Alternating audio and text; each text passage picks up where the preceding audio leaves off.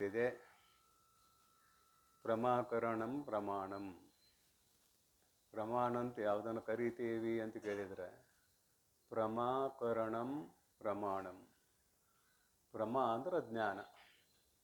ಯಾವುದೋ ಒಂದು ವಸ್ತುವಿನ ಜ್ಞಾನವಾಗುವುದಕ್ಕೆ ಕರಣ ಬೇಕು, ಸಾಧನ ಬೇಕು. ಪ್ರಮಾತೃ ತಿಳಿಯುವವನು, ಪ್ರಮೇಯ ವಿಷಯ, ಅದನ್ನು ತಿಳಿಯುವುದಕ್ಕೆ ಕಾರಣವಾದದ್ದೇ ಕರಣ. ಅದನ್ನು ಪ್ರಮಾಣ ಅಂತ ಕರೀತೇವೆ. ನಿನ್ನೆ ದಿವಸ ಪ್ರತ್ಯಕ್ಷ ಪ್ರಮಾಣದ ಬಗ್ಗೆ ಒಂದಿಷ್ಟು ಚಿಂತನೆ ಮಾಡಿದ್ದೀವಿ.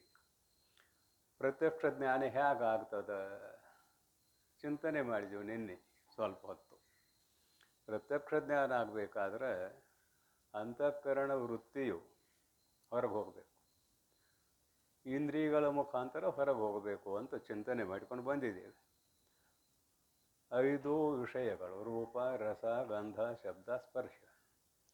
ಈ 5 ವಿಷಯಗಳ ಜ್ಞಾನ ಆಗಬೇಕಾದ್ರೆ ಅಂತಃಕರಣ ವೃತ್ತಿಯು ನೇತ್ರೇಂದ್ರಿಯ ಮುಖಾಂತರ ಹೊರಗೆ ಹೋಯಿತು ಅಂದರೆ ರೂಪದ ಜ್ಞಾನ ಆಗ್ತದಂತ ನಿನ್ನೆಯ ಪ್ರವಚನದಲ್ಲಿ ತಿಳ್ಕೊಂಡು ಬಂದಿದ್ದೇವೆ.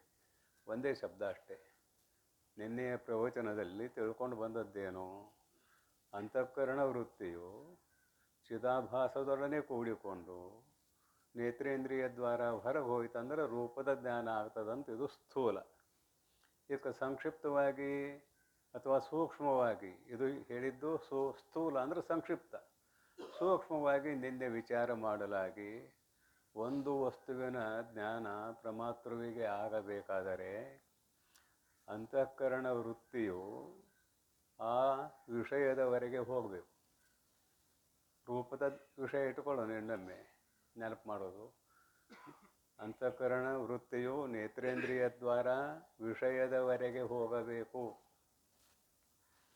ಅಲ್ಲಿ ಹೋದ್ಮೇಲೆ ಏನಾಗ್ತದೆ ಅಂತ ಕೇಳಿದರೆ ಅಂತಃಕರಣ ವೃತ್ತಿಯು ಅದು ಚಿದಾಭಾಸ ಚೇತನದೊಡನೆ ಕೂಡಿಕೊಂಡಿದೆ ಅನ್ನುವುದು ನಿನ್ನೆಯ ಪ್ರವಚನದಲ್ಲಿ ಬಂದಿದ್ದೆ. ವೃತ್ತಿ ಆರೂಢ ಚೇತನ ಹಾಗೂ ಚಿದಾಭಾಸ ಚೇತನ ಅಂತ ಶಬ್ದ ಬಳಸಿದ್ದೀವಿ ನಿನ್ನೆ ತಿಳಿಸುವುದಕ್ಕಾಗಿ. ಒಂದಿಷ್ಟು ವಿಸ್ತಾರ ಮಾಡ್ತೇವೆ ಅಲ್ಲಿ. ಯಾಕಂದರೆ ಅಂತಃಕರಣ ಜಡ ಇದೆ, ವೃತ್ತಿಯು ಹೊರಗೆ ಹೋಗಬೇಕಾದ್ರೆ ಚೈತನ್ಯದ ಆಭಾಸ ಬೇಕೇ ಬೇಕು. ಎಲ್ಲೆಲ್ಲಿ ವೃತ್ತಿ ಹೋಗ್ತದೆ ಅಲ್ಲಿ ಆರೂಢ ಚೇತನ ಇದ್ದೇ ಇರ್ತದೆ. ವೃತ್ತಿ ಆರೂಢ ಚೇತನ. ಘಟಾವಚ್ಛಿನ್ನ ಚೇತನಕ್ಕೂ ವೃತ್ತಿ ಆರೂಢ ಚೇತನಕ್ಕೂ ಅಭೇದ ಆದಾಗ ಘಟದ ಜ್ಞಾನ ಆಗ್ತದೆ. ವೃತ್ತಿ ಏನು ಮಾಡ್ತದೆ ಅಂತ ಕೇಳಿದರೆ ಚಿದಾಭಾಸ ಯುಕ್ತವಾದ ಅಂತಃಕರಣ ವೃತ್ತಿ ಘಟದ ಮೇಲೆ ಆವರಣ ಮಾಡಿರುವ ತೋಲಾವಿದ್ಯೆಯನ್ನು ಭಗ್ನ ಮಾಡುತ್ತದೆ. ಆಗ ವೃತ್ತಿ ಆರೂಢ ಚೇತನ ಮತ್ತು ಘಟಾವಚ್ಛಿನ್ನ ಚೇತನ ಅಭೇದ ಆಗ್ತಾವೆ. ಯಾವಾಗ ಅಭೇದ ಆಗ್ತಾವೋ ಆಗ ಘಟದ ಸಾಕ್ಷಾತ್ಕಾರ ಆಗ್ತದೆ, ಅಂದರೆ ಘಟದ ಜ್ಞಾನ ಆಗ್ತದೆ. ಇವನು 5 ಇಂದ್ರಿಯಗಳಿಗೆ ಸೇರಿಸ್ಕೊಳ್ರಿ. ಒಂದು ಇಂದ್ರಿಯದ ವಿಚಾರದಲ್ಲಿ ಮಾತ್ರ ನೈಯಾಯಿಕರಿಗೂ ನಮಗೂ ಭೇದ ಇದೆ. ನೈಯಾಯಿಕ ಏನಂತಾನಂದ್ರೆ ಶಬ್ದ ಆಕಾಶದ ಗುಣ. ಶ್ರೋತ್ರೇಂದ್ರಿಯ ಯಾವುದು ಅಂತ ಕೇಳಿದರೆ ಆಕಾಶವೇ ಶ್ರೋತ್ರೇಂದ್ರಿಯ.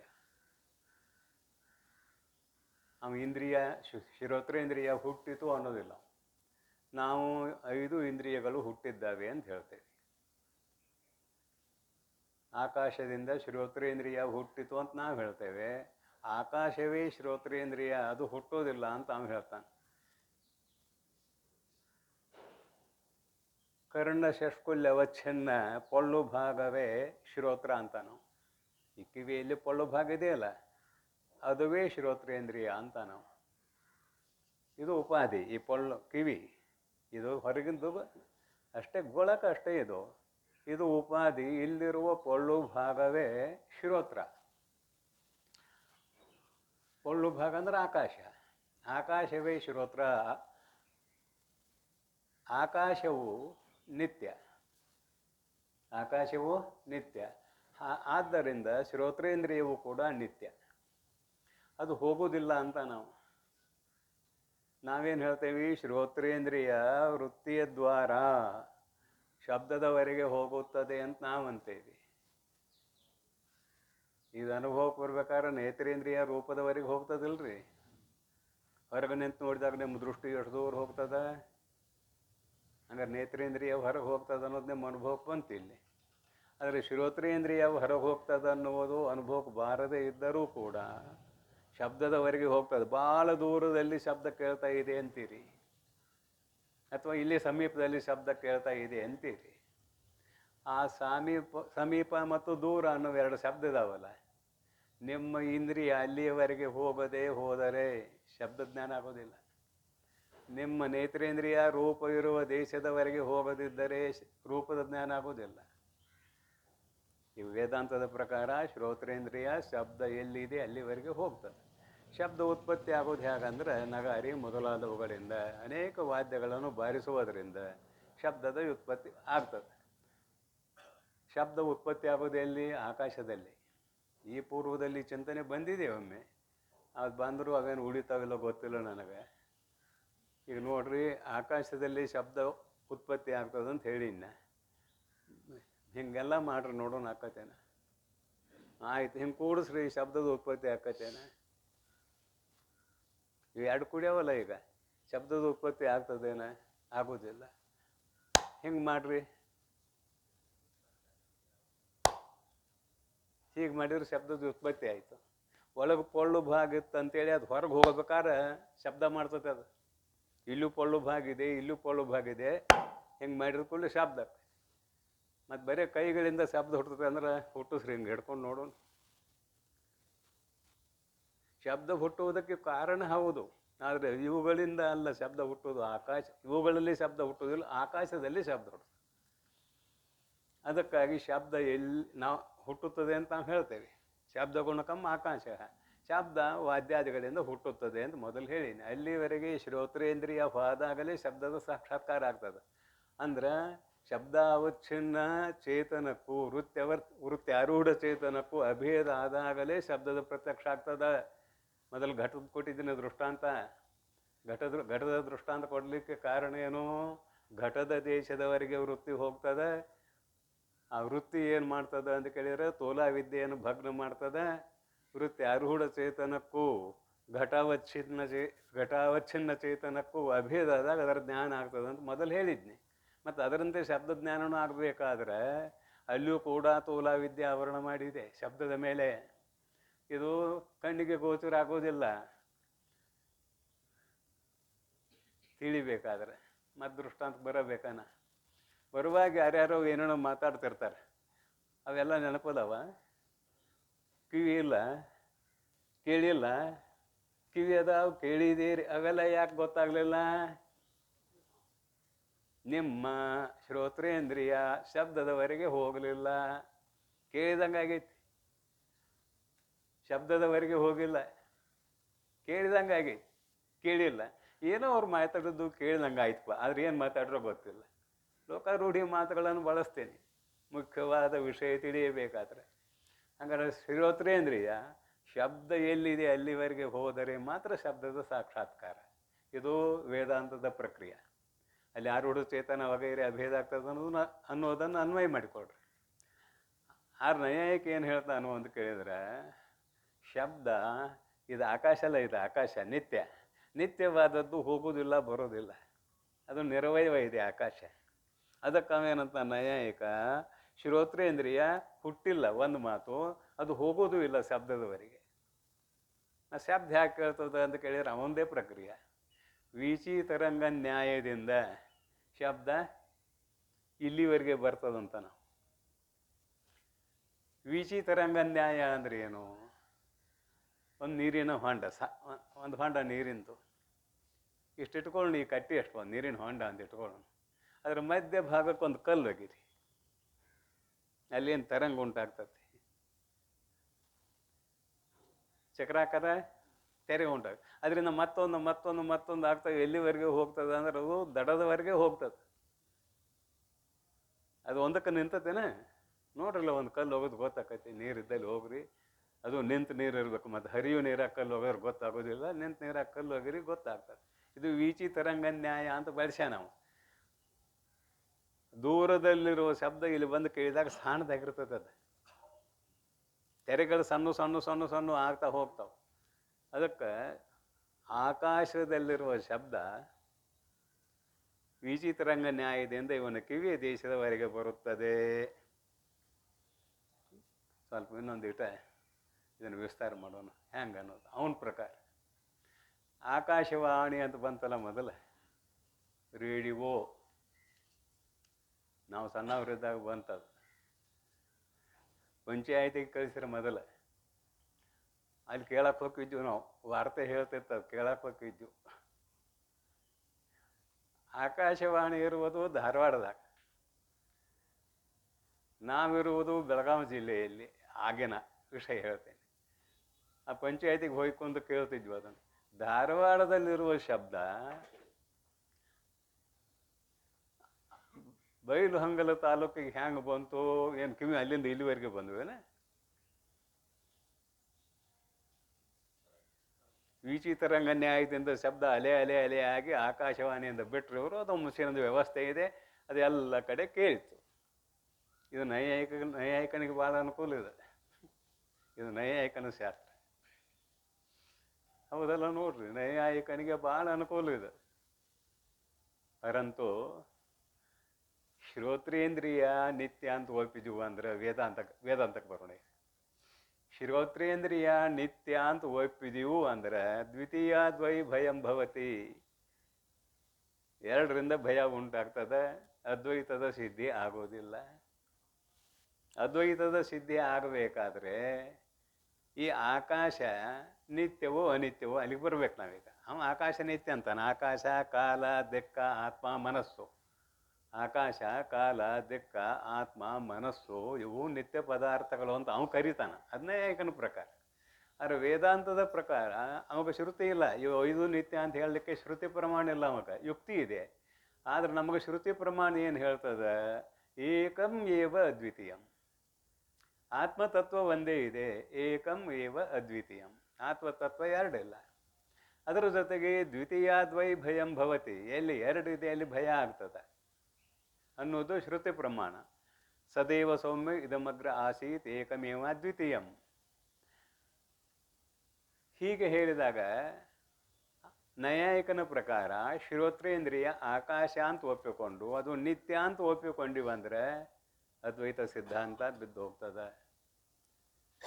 ಬಿದ್ದು ಹೋಗ್ತದೆ ಅಂತ ಒಪ್ಪಿಕೊಳ್ತೀರಿ ಏನಂತ ಕೇಳಿರಿಲ್ಲ. ಶ್ರುತಿ ಪ್ರಮಾಣಕ್ಕೆ ಅನುಗುಣವಾಗಿ ನಾವು ಒಪ್ಪಿಕೊಳ್ತೀವಿ. ಆಕಾಶ ನಿತ್ಯ, ಕಾಲ, ದಿಕ್ಕ, ಮನಸ್ಸು, ಆತ್ಮ ಇವೆಲ್ಲ ನಿತ್ಯ ಅಂತ ಹೇಳೋದು ಕೊಡ್ನೆ. ಆತ್ಮ ನಿತ್ಯ ನಾವು ಒಪ್ಪಿದ್ದೇವೆ ತಂದು ಬಿಡೋನು.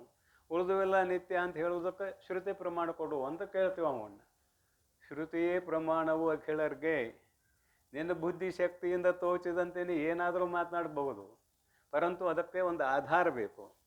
ಕೋರ್ಟ್ನಾಗ ವಾದ ವಿವಾದ ಮಾಡಬೇಕಾದ್ರೆ ಲಾಭಕ್ಕೆ ಅನುಗುಣವಾಗಿ ಮಾತಾಡ್ಬೇಕಲ್ಲ. ಇವರು ಲಾಯರ್ಗಳು ತಮ್ಮ ಬಾಯಿಗೆ ಬಂದಂಗೆ ಹೇಳಕ್ಕೆ ಬರೋದಿಲ್ಲ ಇಲ್ಲಿ.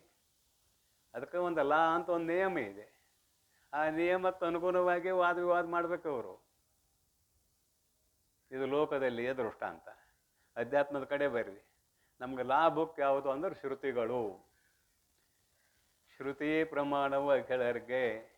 ಆ ಶ್ರುತಿಯ ಆಧಾರದಲ್ಲಿ ಚಿಂತನೆ ಮಾಡ್ಬೇಕು. ಮೊನ್ನೆ ಒಂದ್ಸಲ ಬಂದದಿದೆ. ಮೇಟಿ ಕಂಬಿ ಇದ್ರನ ರಾಶಿ ಆಕೈತೆ ಅಂತ ಹೇಳಿದ್ದೀನಿ ಮೊನ್ನೆ. ಮೇಟಿ ಕಂಬಿ ಇಲ್ಲ ಅಂದ್ರೆ ಎತ್ತುಗಳು ಎಲ್ಲಿ ತಿರುಗಬೇಕು? ಹಳೆ ಕಾಲದ ಕತೆ. ಈಗೆಲ್ಲ ಮಷನ್ಗೆ ಬಂದವ. ಏನು ಹೇಳ್ತಾರೆ ಸ್ವಾಮಿಗಳು? ಬುದ್ಧಿ ಐತಿಲ್ಲ ಇವ್ರಿಗನ್ನು ಹುಡುಗೋರು. ಈಗ ಮೇಟಿ ಕಂಬಂತ ಎತ್ತುಗಳು ತಿರುಗಬೇಕಂತ, ರಾಶಿ ಆಗ್ಬೇಕಂತ ಏನು ಹೇಳ್ತಾರೆ ಏನಪ್ಪ ಇವರು ಅಂತ ಈಗಿನ ಹುಡುಗರು. ಆದ್ರೆ ಹಳೆ ಕಾಲದ ದೃಷ್ಟಾಂತ ನಮ್ಗೆ ಬೇಕೇ ಬೇಕು. ಮೇಟಿ ಕಂಬಿದ್ರೆ ಎತ್ತುಗಳು ಅದನ್ನೆಲ್ಲ ಆಧರಿಸಿ ಅಂದ್ರೆ ಹಂತಿ ಕಟ್ಟಿರ್ತಾರೆ.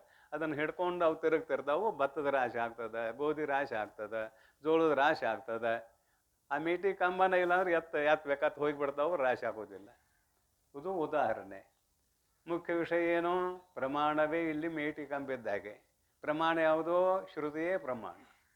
ಶ್ರುತಿಯೇ ಪ್ರಮಾಣ ಅಖಿಳರ್ಗೆ. ಈ ಶ್ರುತಿಯನ್ನೇ ಯಾಕೆ ಪ್ರಮಾಣ ಅಂತೀರಿ? ಬುದ್ಧಿಶಕ್ತಿಯಿಂದ ವಿಷಯವನ್ನು ಜೋಡಿಸಿದಾಗ ಅವರು ಬರೆದಂತಹ, ಬುದ್ಧಿಶಕ್ತಿಯಿಂದ ಬರೆದಂತಹ ಗ್ರಂಥಗಳನ್ನು ಪ್ರಮಾಣ ಅಂತ ಅಂಗೀಕಾರ ಮಾಡಬಹುದಲ್ಲ ಅಂತ ಯಾರಾದರೂ ಕೇಳಿದರೆ, ಶ್ರುತಿಗೂ ಬುದ್ಧಿಶಕ್ತಿಯಿಂದ ಬರೆದಿರುವ ಗ್ರಂಥಕ್ಕೂ ಭಾಳ ವ್ಯತ್ಯಾಸ ಇದೆ. ಏನು ವ್ಯತ್ಯಾಸ ಇದೆ ಅಂತ ಕೇಳಿದರೆ, ನಾವು ಶ್ರುತಿಯೂ ಕೂಡ ಕೊನೆಗೆ ಅನಿತ್ಯ ಅಂತ ಹೇಳೋರು. ಅದನ್ನು ಇಟ್ಕೊಳ್ರಿ ಒಂದಿಷ್ಟು ಮನಸ್ಸಿನಾಗ. ಶ್ರುತಿಯೂ ಕೂಡ ಅನಿತ್ಯ ಅಂತ ಹೇಳೋರು ನಾವು. ಅನಿತ್ಯವಾದದ್ದೇ ಪ್ರಮಾಣ ಅನ್ನೋರು ನಾವು. ನಿತ್ಯವಾದದ್ದು ಆತ್ಮತತ್ವ ಒಂದ. ಅದನ್ನು ಬಿಟ್ಟರೆ ಶ್ರುತಿ ನಿತ್ಯ ಅಂದ್ರೆ ದ್ವೈತಾಪತ್ತಿ ಬರ್ತದೆ. ಶ್ರುತಿಯೂ ಕೂಡ ನಾವು ಅನಿತ್ಯ ಅಂತ ಹೇಳ್ತೇವೆ. ಶ್ರುತಿಯೂ ಕೂಡ ಅನಿತ್ಯ ಆದಮೇಲೆ ಒಬ್ಬ ಬುದ್ಧಿವಂತನು ಬರೆದಂತಹ ಗ್ರಂಥವೂ ಕೂಡ ಅನಿತ್ಯ. ಈ ಬುದ್ಧಿವಂತನು ಬರೆದಂತಹ ಗ್ರಂಥವನ್ನು ಪ್ರಮಾಣ ಅಂತ ಯಾಕೆ ಇಟ್ಕೊಳ್ಬಾರದು ಅಂತ ಕೇಳಿದರೆ ಉತ್ತರ ಇಷ್ಟ: ಅಪೌರುಷೇಯ ಶ್ರುತಿ. ಅಪೌರುಷೇಯ ಪರಮಾತ್ಮನ ಶ್ವಾಸೋಚ್ಛ್ವಾಸ ರೂಪದಿಂದ ಹೊರಗೆ ಬಂದದ್ದು ಶ್ರುತಿ. ಅಸ್ಯ ಮಹತೋಭೂತಸ್ಯ ನಿಶ್ವಸಿತಮೇತದ್ ಋಗ್ವೇದೋ ಯಜುರ್ವೇದೋ ಸಾಮವೇದೋ ಹ್ಯಥರ್ವಃ. ಇದು ಶ್ರುತಿ ಪ್ರಮಾಣ. ಅಸ್ಯ ಮಹತೋಭೂತಸ್ಯ ನಿಶ್ವಸಿತಂ ಏತತ್ ಋಗ್ವೇದಃ ಯಜುರ್ವೇದಃ ಸಾಮವೇದಃ ಅಥರ್ವವೇದಃ. ಬಿಡಿಸಿದ್ದೇನೆ, ಮತ್ತೇನಿಲ್ಲ. ಪರಮಾತ್ಮನ ಶ್ವಾಸೋಚ್ಛ್ವಾಸ ರೂಪದಿಂದ ವೇದಗಳು ಹೊರಗೆ ಬಂದವು. ಮತ್ತಾಟು ಬಂತು. ಪರಮಾತ್ಮನಿಗೆ ಶರೀರವೇ ಇಲ್ಲ, ಶ್ವಾಸೋಚ್ಛ್ವಾಸ ರೂಪದಿಂದ ಹೊರಗೆ ಬಂದವು ಅಂತಿರಲ್ಲ. ಪರಮಾತ್ಮನಿಗೆ ಶರೀರ ಇಲ್ಲ ಅಂತ ಹೇಳವ್ರು ನೀವು? ಮಜಾ, ಶಾಸ್ತ್ರ ಭಾಳ ಮಜಾ ಐತ್ರಿ. ಮಾಯಾ ಉಪಾಧಿಯಿಂದ ಕೂಡಿದಾಗ ಪರಮಾತ್ಮನ ಶ್ವಾಸೋಚ್ಛ್ವಾಸ ರೂಪ ತಯಾರಾಗ್ತದೆ. ಅದಕ್ಕಾಗಿ ಪರಮಾತ್ಮನ ಶ್ವಾಸೋಚ್ಛ್ವಾಸ ರೂಪದಿಂದ ಹೊರಗೆ ಬಂದಿರುವಂಥವುಗಳನ್ನು ನಮ್ಮ ಋಷಿಮುನಿಗಳು ಕಂಡುಕೊಂಡರು ಜ್ಞಾನ ದೃಷ್ಟಿಯಿಂದ. ಶಾಸ್ತ್ರ ಅಗಲ ಮಾಡ್ತೇನೆ, ಏನು ಚಿಂತೆ ಇಲ್ಲ. ಅದು ಯಾವಾಗ ಮುಗಿತೈತೆ ಮುಗಿಲಿ. ಗರ್ಭೋಪನಿಷತ್ತ ಅಂತ ಒಂದಿದೆ, ಹಿಂದೆ ಹೇಳಿದ್ದೇವೆ ಇದ್ರಾಗನ. ಗರ್ಭೋಪನಿಷತ್ತ ಅಂತ ಒಂದಿದೆ. ಅಲ್ಲಿ ಏನು ಮಾಡ್ಯಾರ ಅಂತ ಕೇಳಿದ್ರೆ, ಋಷಿ ಮುನಿಗಳು ಒಳಗೆ ಪ್ರವೇಶ ಮಾಡ್ಯಾರ. ಸೂಕ್ಷ್ಮ ರೂಪದಿಂದ ಒಬ್ಬ ಗರ್ಭಿಣಿ ಸ್ತ್ರೀಗಳ ಶರೀರದ ಒಳಗೆ ಪ್ರವೇಶ ಮಾಡ್ಯಾರ. ಪರಕಾಯ ಪ್ರವೇಶ ಕೇಳಿದಿರಲ್ಲ. ಶಂಕರ ಭಗವತ್ಪಾದರು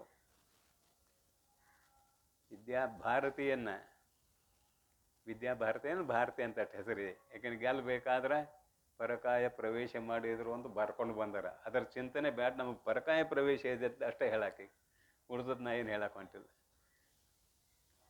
ಋಷಿಮುನಿಗಳು ಪ್ರವೇಶ ಮಾಡಿದರು.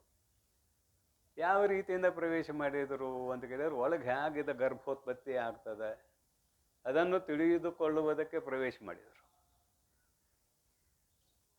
ಪ್ರವೇಶ ಮಾಡಿದಾಗ ಒಂದು ದಿವಸಕ್ಕೆ ಏನಾಗ್ತದೆ, ರಕ್ತ ಮತ್ತು ವೀರ್ಯ ಕೂಡಿದ್ದು ಒಂದು ದಿನಕ್ಕೆ ಏನಾಗ್ತದೆ, 2 ದಿನಕ್ಕೆ ಏನಾಗ್ತದೆ, 3 ದಿನಕ್ಕೆ ಏನಾಗ್ತದೆ, ಹೀಗೆ ಪ್ರತಿ ಹೆಜ್ಜೆ ಹೆಜ್ಜೆಗೆ ಅದನ್ನು ಚಿಂತನೆ ಮಾಡಿದ್ರು ಅಲ್ಲಿ ಕುಳಿತುಕೊಂಡು.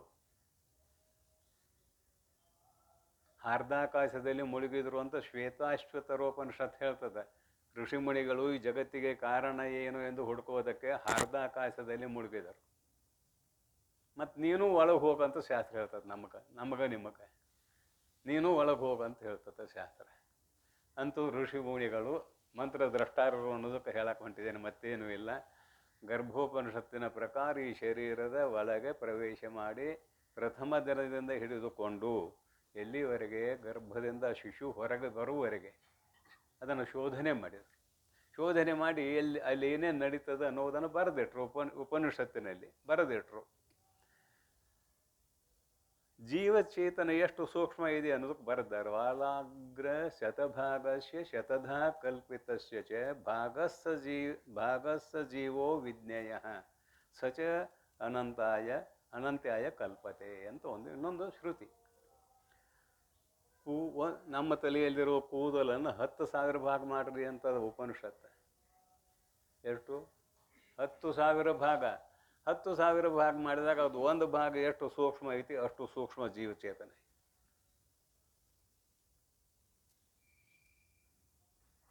ಆ ಸೂಕ್ಷ್ಮ ಚೇತನ ಒಳಗೆ ಹೋಗ್ಲಿಕ್ಕೆ ಅಧಿಕಾರ, ಮತ್ತೇನಿಲ್ಲ. ಸೂಕ್ಷ್ಮ ಜೀವ ಒಳಗೆ ಹೋಗ್ಲಿಕ್ಕೆ ಅಧಿಕಾರ ಐತಿ, ಅದಕ್ಕೆ ಮತ್ತೇನೆ ಇಲ್ಲಿ ಚಿಂತನೆ ಆಯಿತು. ಅಂತೂ ಈ ಋಷಿಗಳು ಗರ್ಭೋಪನಿಷತ್ತಿನ ಪ್ರಕಾರ ಒಂದು ಶರೀರದಲ್ಲಿ ಪ್ರವೇಶ ಮಾಡಿ ಈ ಶರೀರದ ಉತ್ಪತ್ತಿ ಹೇಗೆ ಆಗುತ್ತದೆ ಎನ್ನುವುದನ್ನು ಬರೆದು ಇಟ್ಟಿದ್ದಾರೆ ಅಂದರೆ ಉಪನಿಷತ್ತ ಅದ, ಮತ್ತೇನಲ್ಲ. ಮಂತ್ರ ದ್ರಷ್ಟಾರರು ಅವರು. ಪರಮಾತ್ಮನ ಶ್ವಾಸೋಚ್ಛ್ವಾಸ ರೂಪದಿಂದ ಹೊರಗೆ ಬಂದದ್ದೇ ಶ್ರುತಿ. ಅವುಗಳನ್ನು ಕಂಡುಕೊಂಡ್ರು ಬರೆದ್ರು ಅನ್ನೋದಕ್ಕೆ ಈ ದೃಷ್ಟಾಂತ ಮಾಡಿದ್ದೇನೆ, ಮತ್ತೇನಿಲ್ಲ. ಮಂತ್ರದ್ರಷ್ಟಾರರಾದ ಋಷಿಗಳು ಅಂತ ಬರೆದಿದ್ದೇವೆ. ಈ ಶ್ರುತಿ ಅಂತ ಕರೆದೀವಿ ಇವನು. ಶ್ವಾಸೋಚ್ಛ್ವಾಸ ರೂಪದಿಂದ ಹೊರಗೆ ಬಂದು ಶ್ರುತಿ ಅಂತ ಕರೆದೀವಿ. ಅಪೌರುಷೇಯ ಅಂತ ಇನ್ನೊಂದು ಹೆಸರು ಕೊಟ್ಟಿವಿ ಇದಕ್ಕೆ. ಅಂದ್ರೆ ಪುರುಷರಿಂದ ನಿರ್ಮಿತವಾದದ್ದು ಅಲ್ಲ. ಪುರುಷರಿಂದ ಅಂದ್ರೆ ಪರಮಾತ್ಮನು ಪುರುಷನೇ. ಈ ಶರೀರವನ್ನು ತೊಟ್ಟುಕೊಂಡು ಬಂದಿದ್ದೇವಲ್ಲ, ಪ್ರಾರಬ್ಧ ಕರ್ಮಕ್ಕೆ ಅಧೀನವಾಗಿ ಶರೀರಗಳನ್ನು ತೊಟ್ಟುಕೊಂಡು ಬಂದವರೆಲ್ಲರೂ ನಾವು ಪರಮಾತ್ಮನಿಗಿಂತಲೂ ವ್ಯವಹಾರದಲ್ಲಿ, ಬರೆಯುವಲ್ಲಿ, ಹೇಳುವಲ್ಲಿ, ಕೇಳುವಲ್ಲಿ ಭಿನ್ನರೇ. ಮತ್ತು ಅಭಿನ್ನ ಅಂತ ಆಗಿದ್ರೆ ಹೇಳೋದಿಲ್ಲ, ಕೇಳೋದಿಲ್ಲ, ಬರೆಯೋದಿಲ್ಲ, ಏನೂ ಇಲ್ಲ, ಭಿನ್ನರೇ. ಹೀಗೆ ಇರುವಾಗ ಪರಮಾತ್ಮನಿಗಿಂತಲೂ ಭಿನ್ನ ಅವಸ್ಥೆಯಲ್ಲಿ ಇದ್ದುಕೊಂಡು, ಅಂದರೆ ನಾವು ಪರಮಾತ್ಮ ಅಲ್ಲ ಜೀವಾತ್ಮ ಅನ್ನುವ ಅವಸ್ಥೆಯಲ್ಲಿ ಇದ್ದುಕೊಂಡು ಬರೆದವರು ಪುರುಷರು. ಇದು ಅಪೌರುಷೇಯ ಆಗುವುದಿಲ್ಲ. ಪುರುಷರು ಬರೆದದ್ದು ಪೌರುಷೇಯ ಆಗ್ತದೆ. ಪರಮಾತ್ಮ ನಮ್ಮ ಹಾಗೆ ಲೇಖನ ಹಿಡ್ಕೊಂಡು ಬರೆದಿಲ್ಲ, ಶ್ವಾಸೋಚ್ಛ್ವಾಸ ರೂಪದಿಂದ ಹೊರಗೆ ಹಾಕ್ಯಾನಷ್ಟೇ. ಆ ಮಂತ್ರಗಳನ್ನು ಕಂಡುಕೊಂಡವರು ಋಷಿಗಳು, ಅವರನ್ನು ಮಂತ್ರ ದ್ರಷ್ಟಾರರು ಅಂತ ಕರ್ಕೊಂಡು ಬಂದೀವಿ. ಹಾಗಾದರೆ ಶ್ರುತಿಗಳು ಅಪೌರುಷೇಯ, ಬುದ್ಧಿವಂತರು ಬರೆದಿರುವ ಗ್ರಂಥಗಳು ಪೌರುಷೇಯ. ಇದು ಒಂದು ಭಾಗ. ಬುದ್ಧಿವಂತರು ಬರೆದಿರುವ ಗ್ರಂಥಗಳು ಪೌರುಷೇಯ. ಈ ಪೌರುಷೇಯವಾದ ಗ್ರಂಥಗಳು ಮತ್ತು ಅಪೌರುಷೇಯವಾದ ಶ್ರುತಿ ರೂಪ ಗ್ರಂಥಗಳಿಗೆ ಏನು, ಗ್ರಂಥಗಳಿಗೆ ಅಂದರೆ ಉಪನಿಷದಾದಿಗಳಿಗೆ ಏನು ವ್ಯತ್ಯಾಸ? ಪ್ರತಿ ಯುಗದಲ್ಲಿ ಪ್ರಳಯ ಕಾಲ ಆಗ್ತದೆ. ಪ್ರತಿ ಪ್ರಳಯದಲ್ಲಿ, ಯುಗದಲ್ಲಿ ಅನ್ನೋದಕ್ಕಿಂತಲೂ ಪ್ರತಿ ಪ್ರಳಯದಲ್ಲಿ, ಹಿಂದಿನ ಪ್ರಳಯದಲ್ಲಿ ವೇದಗಳು ಹೇಗೆ ಇದ್ದವೋ ಹಾಗೆಯೇ ಈಗಲೂ ಇರುತ್ತವೆ. ಇದಕ್ಕೆ ಆನುಪೂರ್ವಿ ಅಂತ ಕರಿತೇವೆ. ಇದಕ್ಕೆ ಏನಂತ ಕರಿತೇವೆ? ಆನುಪೂರ್ವಿ. ಹಿಂದಿನ ಜಗತ್ತಿನಲ್ಲಿ, ಪ್ರಳಯದ ಪೂರ್ವದ ಜಗತ್ತಿನಲ್ಲಿ ಯಾವ ಕ್ರಮದಲ್ಲಿ ಅಕ್ಷರಗಳ ಜೋಡಣೆ ಇತ್ತೋ ಅದೇ ರೀತಿ ಅಕ್ಷರಗಳ ಜೋಡಣೆ ಮುಂದಿನ ಜಗತ್ತಿನಲ್ಲಿಯೂ ಕೂಡ ತಯಾರಾಗ್ತದೆ. ಒಂದಿಷ್ಟು ಹೆಚ್ಚು ಕಡಿಮೆ ಆಗೋದಿಲ್ಲ. ಇದಕ್ಕೆ ಆನುಪೂರ್ವಿ ಅಂತ ಕೊಟ್ಟಿದ್ದಾರೆ ಹೆಸರು. ಆದರೆ ಮಂತ್ರ ದ್ರಷ್ಟಾರರು ಬರೆದಿರುವಂತಹ ಶ್ರುತಿಗಳು ಹೆಚ್ಚು ಕಡಿಮೆ ಆಗೋದಿಲ್ಲ ಅಂತ ಆಯಿತು. ಇನ್ನು ಬುದ್ಧಿವಂತರು ಬರೆದಿರುವ ಗ್ರಂಥಗಳಲ್ಲಿ ಹೆಚ್ಚು ಕಡಿಮೆ ಆಗುವತನ ಇದೆ. ವ್ಯಾಸ ಮಹರ್ಷಿ 28ನೇ ಅವತಾರ, ಈಗಿರೋದು 28ನೇ ಕಲಿಯುಗ, ಇದು 28ನೇ ಅವತಾರ. ಹಿಂದೆ ಬರೆದಿರುವ ಗ್ರಂಥಗಳಿಗೂ ಅವನು ಈ ಜನ್ಮದಲ್ಲಿ ಬರೆದಿರುವ ಗ್ರಂಥಗಳಿಗೂ ಹೆಚ್ಚು ಕಡಿಮೆ ಇದೆ. ಅದಕ್ಕೆ ರಾಮಾಯಣ ಆಗಲಿ, ಮಹಾಭಾರತ ಆಗಲಿ, ಇವು ಪೌರುಷೇಯ ಗ್ರಂಥಗಳು. ಇವು ಹೆಚ್ಚು ಕಡಿಮೆ ಆಗ್ತಾವೆ. ಪ್ರಳಯ ಕಾಲದಲ್ಲಿ ಶ್ರುತಿಗಳು ಕೂಡ ಲುಪ್ತ ಆದಂಗೆ ಆಗಿರ್ತಾವೆ. ಆದ್ರೆ ಮತ್ತೆ ಪರಮಾತ್ಮನ ಅನುಗ್ರಹದಿಂದ ಚತುರ್ಮುಖ ಬ್ರಹ್ಮನಿಗೆ ಅವು ವೇದ್ಯ ಆಗ್ತಾವೆ. ಅವ್ನು ಹೊರಗೆ ಹಾಕ್ತಾನೆ. ಅವ್ನು ಹೊರಗೆ ಹಾಕಿದ ಮೇಲೆ ಈ ಋಷಿಗಳು ಅವನು ಕಂಡುಕೊಳ್ತಾರೆ. ಹೀಗಾಗಿ ಶ್ರುತಿಗಳನ್ನೇ ಪ್ರಮಾಣಗಳು ಅಂತ ಒಪ್ಪಬೇಕಲ್ಲದೆ, ಅಪೌರುಷೇಯವಾದ ಶ್ರುತಿಗಳೇ ಪ್ರಮಾಣಗಳು ಅಲ್ಲದೆ ಪೌರುಷೇಯವಾದ ಬುದ್ಧಿವಂತರು ಬರೆದಿರುವ ಗ್ರಂಥಗಳು ಪ್ರಮಾಣಗಳು ಆಗುವುದಿಲ್ಲ. ಎಲ್ಲಿಂದ ಬಂತಿದೆಲ್ಲ? ಆಕಾಶ ನಿತ್ಯ ಅಂತ ಹೇಳಲಿಕ್ಕೆ ಬರೋದಿಲ್ಲ. ಅವ್ರ ಬುದ್ಧಿವಂತಿಕೆಯಿಂದ ನಿತ್ಯ ಅಂತಾರೆ. ಎಲ್ಲ ಪ್ರಳಯ ಕಾಲದಲ್ಲಿ ನಾಶ ಆಗ್ತದ ಅವ್ರ ಪ್ರಕಾರ. ಎಲ್ಲ ಪರಮಾಣುಗಳ ರೂಪದಲ್ಲಿ ಉಳಿತದ ಅಂತಾರೆ ಅವರು. ಪರಮಾಣುಗಳ ರೂಪದಲ್ಲಿ ಉಳಿತಾವು. ಪರಮಾಣುಗಳು ನಿತ್ಯ ನೈಯಾಯಿಕನ ಪ್ರಕಾರ. ಜಗತ್ತು ನಿತ್ಯ ಅಂತ ಹೇಳಕ್ ಹೊಂಟವ್ರವ್ರು, ಮತ್ತೇನಿಲ್ಲ. ಪರಮಾಣುಗಳು ಅನಿತ್ಯ ಅಂತ ಹೇಳಿದ್ರೆ ಜಗತ್ತು ಅನಿತ್ಯ ಆಕತಿ. ಯಾಕಂದ್ರೆ ಒಮ್ಮಿಲ್ ಅಂದಂಗೆ ಆಯ್ತಲ್ಲ, ಪರಮಾಣುಗಳ ರೂಪದಲ್ಲಿ ಇರ್ತದೆ ಜಗತ್ತ ಪ್ರಳಯ ಕಾಲದಲ್ಲಿ. ಪ್ರಳಯ ಕಾಲದಲ್ಲಿ ಜಗತ್ತು ಪರಮಾಣುಗಳ ರೂಪದಲ್ಲಿ ಇರುತ್ತದೆ. ಪರಮಾಣು ಅಂದ್ರೆ ಭಾಳ ಸೂಕ್ಷ್ಮ. ಈಗ ಅದು ಮಧು ಪೂರ್ವದಲ್ಲಿ ಆಗಿದೆ. ಭಾಳ ಸೂಕ್ಷ್ಮ ಅಂದ್ರೆ ನಾವು ಹೇಳಿದಷ್ಟು ಸೂಕ್ಷ್ಮ ಅಲ್ಲ. ವಾಲಾಗ್ರ ಶತಭಾಗಶ್ಯ ಅಂತ ಹೇಳಿದೀವಲ್ಲ, ಅಷ್ಟು ಸೂಕ್ಷ್ಮ ಅಲ್ಲ.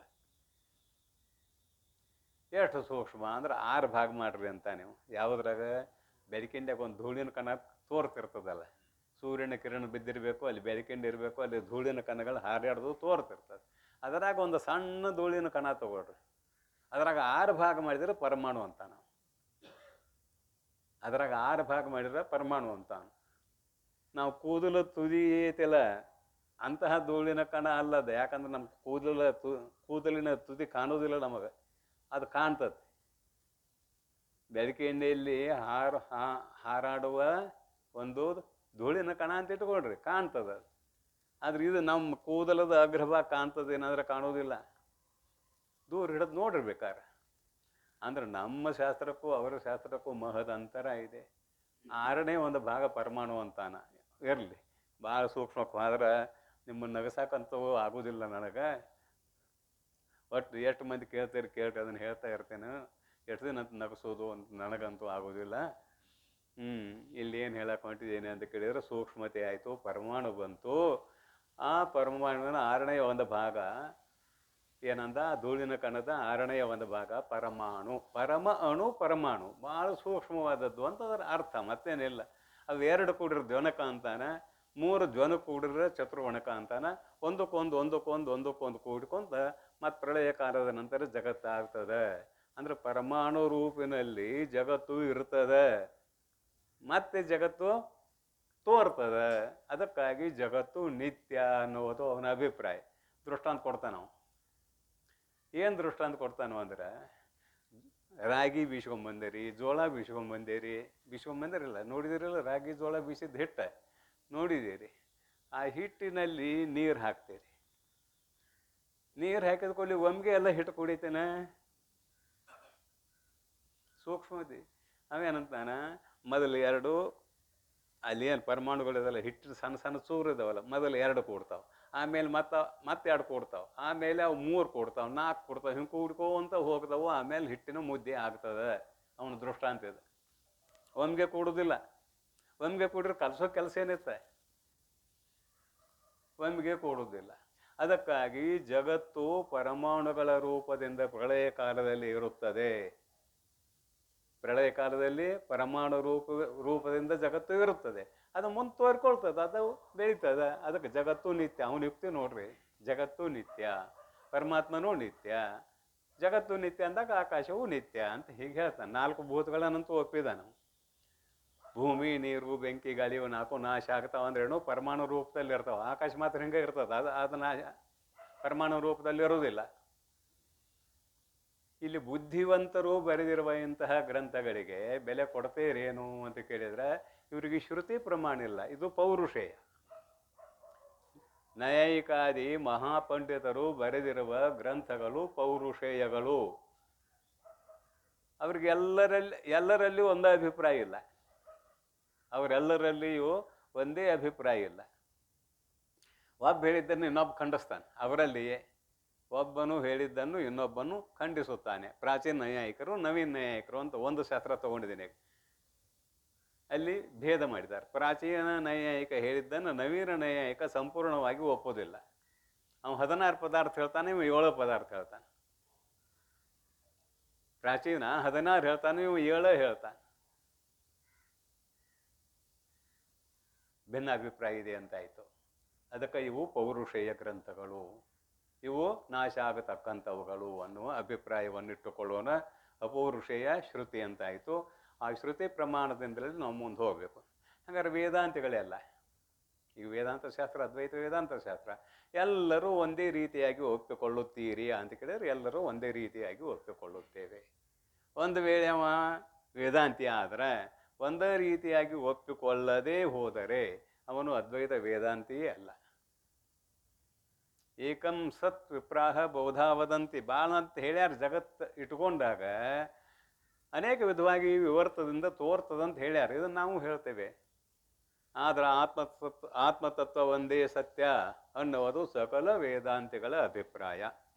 ಹೀಗಾಗಿ ವೇದಾಂತ ಸಿದ್ಧಾಂತಕ್ಕೂ ಇನ್ನುಳಿದವರ ಸಿದ್ಧಾಂತಕ್ಕೂ ಮಹದಂತರ ಇದೆ ಅನ್ನೋದು ಎಲ್ಲಿಂದ ಬಂತಪ್ಪ? ಇದು ಶ್ರೋತ್ರೇಂದ್ರಿಯದಿಂದ ಇದೆಲ್ಲ ಆಗಲಾಯ್ತು. ಈಗ ಶ್ರೋತ್ರೇಂದ್ರಿಯ ನಾವು ಹೋಗ್ತದ ಅಂತೇವಿ, ಅವ ಹೋಗೋದಿಲ್ಲ ಅಂತಾನೆ. ಹೋಗೋದಿಲ್ಲ ಅಂತ ಯಾಕಂತಾನು? ಅದು ನಿತ್ಯ ಇದೆ, ಹೋಗೋದಿಲ್ಲ ಅಂತಾನೆ. ನಾವು ಅನಿತ್ಯ ಇದೆ, ಹುಟ್ಟಿದೆ. ಅದು ಶ್ರೋತ್ರೇಂದ್ರಿಯ ಆಕಾಶದಿಂದ ಹುಟ್ಟಿದೆ, ಅದಕ್ಕೆ ಅದು ಹೋಗ್ತದಂತ ನಾವು ಅಂತೇವೆ. ಅಂತೂ ಒಂದು ಪ್ರತ್ಯಕ್ಷ ಜ್ಞಾನ ಆಗಬೇಕಾದ್ರೆ ಎಷ್ಟು ಸೂಕ್ಷ್ಮತೆ ಐತೆ ಅನ್ನೋದು ಶಾಸ್ತ್ರದಿಂದ ಗೊತ್ತಾಕೈತಿ. ಅದು ಪ್ರತ್ಯಕ್ಷ ಅಂತ ಸಹಜವಾಗಿ ಹೇಳ್ತೇವೆ ಬಿಡ್ರಿ. ಆದ್ರೆ ಆ ಶಾಸ್ತ್ರ ಪ್ರಮಾಣದಿಂದ ನೋಡಿದಾಗ ಪ್ರತ್ಯಕ್ಷ ಹೇಗೆ ಆಗ್ತದೆ? ಪ್ರಮಾತೃ, ಪ್ರಮಾಣ, ಪ್ರಮೇಯ ಇವು 3 ಇದಿವೆ. ಪ್ರಮೇಯ ಅಂದರೆ ತಿಳಿಸಿಕೊಳ್ಳುವ ವಿಷಯ, ಪ್ರಮಾತ್ರ ಅಂದ್ರೆ ಜ್ಞಾನಕ್ಕೆ ಕಾರಣವಾದದ್ದು ಪ್ರಮಾಣ, ಪ್ರಮಾತೃ ಅಂದ್ರೆ ತಿಳಿಯುವವನು, 4 ಅಕ್ಕವಿಲ್ಲ: ಪ್ರಮಾತೃ, ಪ್ರಮಾಣ, ಪ್ರಮೇಯ, ಪ್ರಮ ಅಂದ್ರೆ ಜ್ಞಾನ. ಪ್ರಮಾತೃ ತಿಳಿಯುವವನು. ಪ್ರಮಾಣ ಅದಕ್ಕೆ ಬೇಕಾಗಿರುವ ಇಂದ್ರಿಯಾದಿಗಳು ಪ್ರಮಾಣಗಳು. ಇಲ್ಲಿ ಪ್ರತ್ಯಕ್ಷ ಪ್ರಮಾಣಕ್ಕೆ 5 ತೊಗೊಂಡಿದ್ದೀವಲ್ಲ, 5 ಪ್ರಮಾಣಗಳಿಗೆ ಅಂದ್ರೆ ಪ್ರತ್ಯಕ್ಷ ಪ್ರಮಾಣದ ಒಳಗಿನ ಭಾಗ ಇದು. ನೇತ್ರ, ಶ್ರೋತ್ರ ಇತ್ಯಾದಿ. ಹೀಗೆ ಶಾಸ್ತ್ರವನ್ನು ನಿನ್ನೆ ಚಿಂತನೆ ಮಾಡ್ತಾ ಸಂಕ್ಷಿಪ್ತವಾಗಿ ಒಂದಷ್ಟು ಚಿಂತನೆ ಮಾಡಿದ್ದೀವಿ. ನೈಯಾಯಿಕ ಯಾಕೆ ಬೇಕಿಲ್ಲ ಅಂತ ಕೇಳಿದ್ರೆ ಅವನು ನಮ್ಗೆ ಅಡ್ಡ ಬರ್ತಾನೆ. ಅಡ್ಡ ಬಂದರೆ ಅವನು ಖಂಡಿಸ್ಬೇಕು.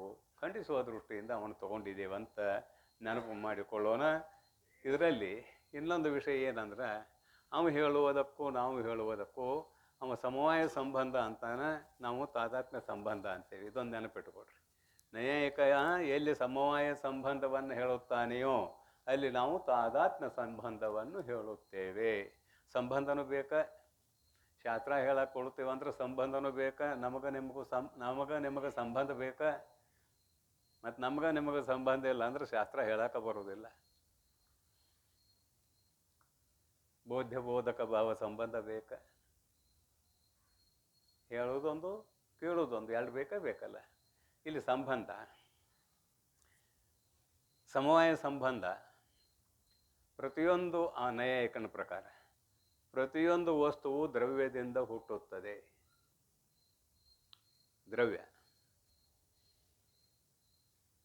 ದ್ರವ್ಯ ಪೃಥ್ವಿ, ನೀರು, ಬೆಂಕಿ, ಗಾಳಿ, ಆಕಾಶ, ದಿಕ್ಕ, ಆತ್ಮ, ಮನಸ್ಸು, ಇವು ನೈಯಾಯಿಕ ಹೇಳಿದಂಥದ್ದು ದ್ರವ್ಯಗಳು ಅಂತ ನಾವು. ಆದರೆ ನಾವು ದ್ರವ್ಯಗಳು ಎಷ್ಟು ಅಂತೇವೆ ಅಂತ ಕೇಳಿದ್ರೆ, ಈಗ 5 ಭೂತಗಳು ದ್ರವ್ಯಗಳು ನಮ್ಮಲ್ಲಿ. 5 ಭೂತಗಳು ದ್ರವ್ಯಗಳು, ಮಹಾಭೂತಗಳು. ಅಪಂಚೀಕೃತ ಪಂಚಭೂತ ಅವೇ ಪಂಚೀಕೃತ ಪಂಚಭೂತ ಆಗಿದ್ದಾವೆ. ಅವನ್ನ ಪೂರ ಆರಂಭದಲ್ಲಿ ಹೇಳ್ಕೊಂಡು ಬಂದಾಗಿದೆ. ಮತ್ತೆ ಯಾಕೆ ಹೇಳೋದು ಅಂತ ಅವನ್ನೇನು ವಿಸ್ತಾರ ಮಾಡುವ ಕಥೆ ಇಲ್ಲ. ಪ್ರತಿಯೊಂದು ವಸ್ತು ದ್ರವ್ಯದಿಂದ ಹುಟ್ಟುತ್ತದೆ. ನಿಮಗೆ ತಿಳಿಯುವಂಗೆ ಒಂದು ದೃಷ್ಟಾಂತ ಮಾಡುವ. ಪ್ರತಿಯೊಂದು ವಸ್ತು ಭೂಮಿಯಿಂದ ಹುಟ್ಟುತ್ತದೆ, ಇದು ದ್ರವ್ಯ. ನೀರಿನಲ್ಲಿಯೂ ಕೆಲವು ಪದಾರ್ಥ ಹುಟ್ಟುವುದಿಲ್ಲನೇ? ಅದು ದ್ರವ್ಯ. ಬೆಂಕಿಯಲ್ಲಿಯೂ ಕೆಲವು ಪದಾರ್ಥ ಹುಡ್ತಾವ ಅಂದ್ರೆ ಒಪ್ಪಕ್ಕಾಕತ್ತೇನೆ? ಅದು ದ್ರವ್ಯನೇ ಅಲ್ಲ. ಪಂಚಮಹಾಭೂತಗಳು ದ್ರವ್ಯ ಅಂದಿವಲ್ಲ. ಬೆಂಕಿಯಿಂದಲೂ ಪದಾರ್ಥಗಳು ಹುಟ್ಟುತ್ತವೆ ಅಂದ್ರೆ ಒಪ್ಲಿಕ್ಕೆ ಆಗ್ತದೇನು ಅಂತ ಕೇಳಿದ್ನೆ. ಆಗೋದಿಲ್ಲ ಅಂತೀರಿ ನೀವು? ಬೆಂಕಿಯಿಂದಲೂ ಹುಟ್ಟುತ್ತದೆ. ಜೀವಾಣು ಬಹಳ ಸೂಕ್ಷ್ಮ ಇದೆ, ಬೆಂಕಿಯಿಂದಲೂ ಹುಟ್ಟುತ್ತದೆ. ಒಂದು ಸ್ಥೂಲ ದೃಷ್ಟಾಂತ ಕೊಡ್ತೇನೆ, ಆಮೇಲೆ ಒಳಗೆ ಬರೋಣ. ಈ ಮಹಾತ್ಮರ ಕೈಯಾಗ ಒಂದು ಕಮ್ಮಂಡಲು ಅಂತ ಇರ್ತದೆ, ನೋಡಿದಿರೆ? ಈ ಹೋಟೆಲ್ದಾಗ ಒಂದು ಚಹಾ ಹಾಕೋ ಕಿಟ್ಲಿ ಅಂತ ಇರ್ತದೆ, ನೋಡಿದಿರೆ? ಕಿಟ್ಲಿ ನೋಡಿದಿರಲ್ಲ? ಅದು ಹಿಂಗೆ ಮಾಡಿರ್ತಾನೆ ಕಿಟ್ಲಿ. ಮೊದಲು ದಪ್ಪ ಇರ್ತದೆ, ಮ್ಯಾಲೆ ಕೊನೆಗೆ ಬಂದು ಸಣ್ಣಾಗಿರ್ತದೆ. ನೀವು ಚಹಾದ ಅಂಗಡಿ ಅವ ಮತ್ತೆ ಆ ಕಿಟ್ಲಿಯ ಭಾಗವನ್ನು ತೊಳಿತಾ ಇರಬೇಕು. ಇಲ್ಲ ಅಂದ್ರೆ ಅಲ್ಲಿ ಹುಳ ಉತ್ಪತ್ತಿ ಆಕತಿ. ನಾ ಮಾಡಿದ ಮನುಷ್ಯ ಅದಕ್ಕೆ ಹೇಳಕತ್ತಿ. ಏನು ಮಾಡಿದ ಮನುಷ್ಯ? ಕಿಟ್ಲಿ ಸ್ವಚ್ಛ ಮಾಡಿದ ಮನುಷ್ಯನ. ದಿನಾಲೂ ಸುಡು ಚಹಾ ಹಾಕ್ತೇವಿ, ಆದ್ರೆ ಅಲ್ಲಿ ಹುಳ ತಯಾರಕ. ಎಷ್ಟೇ ಸುಡು ಚಹಾ ಇದ್ರೂ ಸಾಯುವುದಿಲ್ಲ ಅದು. ಮತ್ತು ಚಹಾ ಏನು ಹೆಸರಾಗಿರ್ತದೆ, ಅದು ಸಾಯುವುದಿಲ್ಲ ಅದು. ಇದು ಹೊರಗಿನ ದೃಷ್ಟ. ಸ್ವಲ್ಪ ಒಳಗೆ ಬರ್ರಿ. ನಿಮ್ಮ ಶರೀರ ಬ್ಯಾಸಗಾಯ್ತೀವೋ ತಣ್ಣಗಾಯ್ತೀವೋ? ಅಲ್ಲ, ಶರೀರ ಬ್ಯಾಸಗಾಯ್ತೀವೋ ತಣ್ಣಗಾಯ್ತೀವೋ? ಹಾರ್ಮೋನ್ಗಳು ಕೂಡ ಅಲ್ಲಿ ಉತ್ಪತ್ತಿ ಆಗ್ತಾವಂತ ಹೋಗ್ಬೇಕಾಗ್ತದೆ. ಇಡೀ ಶರೀರ ಬ್ಯಾಸಗ ಇರಬೇಕಾದ್ರೆ ನಮ್ಮ ಜಠರಾಗ್ನಿ ಎಷ್ಟಿದೆ ರೀ? ಭಾಳ ಸಣ್ಣದಿದೆ. ಜಠರಾಗ್ನಿ ಭಾಳ ಚಿಕ್ಕದಿದೆ, ಇಡೀ ಶರೀರ ತುಂಬ ಇಲ್ಲದ. ಪರಂತು ಅದರಿಂದ ಎಲ್ಲ ಕಡೆ ಬೆಚ್ಚಗ ಆಗ್ತದಲ್ಲ. ಮತ್ತಲ್ಲಿ ಕಣ ಹುಟ್ಟುತ್ತಾವಂತ ಒಪ್ತಾರೋ ಇಲ್ಲೋ ನೋಡ್ರಿ. ಬೆಂಕಿಯ ಕಣ ಹುಟ್ಟುತ್ತವೆ ಇಲ್ಲೋ ದೃಷ್ಟಾಂತ ಬೇಕಂದ್ರೆ ಅದನ್ನು ಹೇಳ್ತೇವೆ. ಅದು ಉಪನಿಷತ್ನಲ್ಲಿದೆ. ಒಂದು ಕಾದ ಕಬ್ಬಿಣವನ್ನು ಹಿಂಗೆ ಬಡದಾಗ, ಕೆಂಪು ಕಬ್ಬಿಣ ಕಾದಿರ್ತದೆ, ಬಡದಾಗ ಕಿಡಿಸಿಡ್ತಾವಿಲ್ಲ. ಸ್ಥೂಲ ದೃಷ್ಟಾಂತ ಕೊಟ್ಟರೆ ಹ್ಞೂ ಅಂತೀರಿ ಹೊರಗಿನ ತಕ್ಕ. ಸ್ಥೂಲ ದೃಷ್ಟಾಂತ ಕೊಡದಿದ್ರೆ ಹೊರಗಿನ ತಕ್ಕ ಹ್ಞೂ ಅನ್ನೋದಿಲ್ಲ ನೀವು. ಅದು ದ್ರವ್ಯ. ನೀರಿನಲ್ಲಿ ಹುಟ್ಟೋದಂತೂ ಸಹಜ ನೋಡಿದಿರಿ, ಭೂಮಿಯಲ್ಲಿ ಹುಟ್ಟೋದು ಸಹಜ ನೋಡಿದಿರಿ, ಗಾಳಿಯಿಂದಲೂ ಹುಟ್ಟುತ್ತವೆ. ಗಾಳಿಯಿಂದಲೂ ಹುಟ್ಟುತ್ತೇವೆ. ನೆಗಡಿ ವಗೈರೆ ಬರ್ತದಲ್ಲ, ಶ್ವಾಸೋಚ್ಛ್ವಾಸದಿಂದಲೇ ಬರುವುದು ನೆಗಡಿ. ಅಲ್ಲಿಯೂ ಕೂಡ ಸೂಕ್ಷ್ಮ ಅಣುಗಳು ಹುಟ್ಟುತ್ತವೆ ಅಂತ. ಪಂಚೀಕೃತ ಪಂಚಭೂತಗಳನ್ನು ಕ್ರೋಢೀಕರಣ ಮಾಡಿದಾಗ ಈ ಜಗತ್ತು ಹುಟ್ಟೈತಿಲ್ರಿ. ಮತ್ತು ಗಾಳಿಯಿಂದ ಹುಟ್ಟುವುದಿಲ್ಲ ಅಂದ್ರೆ ಪಂಚೀಕರಣದಾಗ ಅದ್ನಾಗ ಸೇರಿಸ್ಕೊಂಡ್ರಿ ನೋಡ್ರಿ, ತಿಳಿತೈತಿಲ್ಲ ಏನು ಬಿಡಿಸಿ ಹೇಳಕತ್ತೇನೆ. ಪಂಚೀಕರಣದಲ್ಲಿ ನೀವು ಗಾಳಿ ಸೇರಿಸಿಕೊಂಡ್ರೆ ಅಂದ್ರೆ ಅಲ್ಲೂ ಹುಟ್ಟುತ್ತದೆ ಅಂತ ಒಪ್ಬೇಕ. ಇನ್ನು ಆಕಾಶಕ್ಕೆ ಬರ್ರಿ, ಸ್ಥೂಲದಿಂದ ಸೂಕ್ಷ್ಮದ ಕಡೆಗೆ ಹೋಗೋದು. ಆಕಾಶಕ್ಕೆ ಬರ್ರಿ.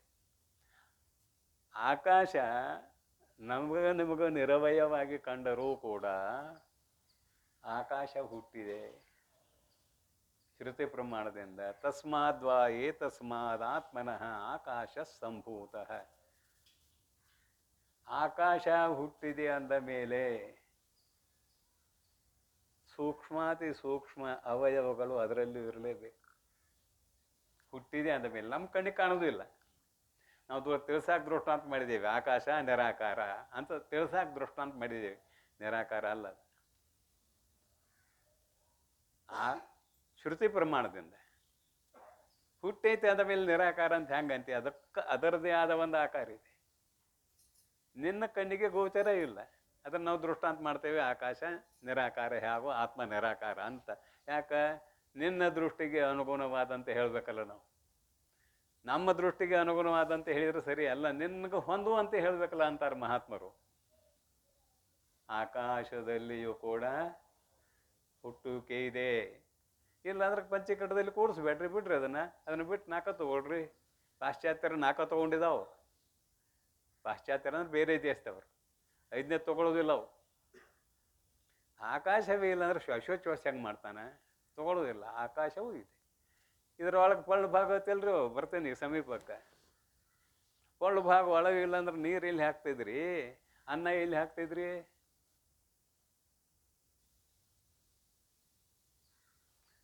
ವಾಯು ಹುಟ್ಟೈತೆ ಅಂದ್ರಿ, ವಾಯು ಹುಟ್ಟೈತೆ. ಪ್ರಾಣ ಅಪಾನ ಉದಾನ ವ್ಯಾನ ಸಮಾನ ವಾಯುವಿನ ಭಾಗ ಅಲ್ಲವೇ?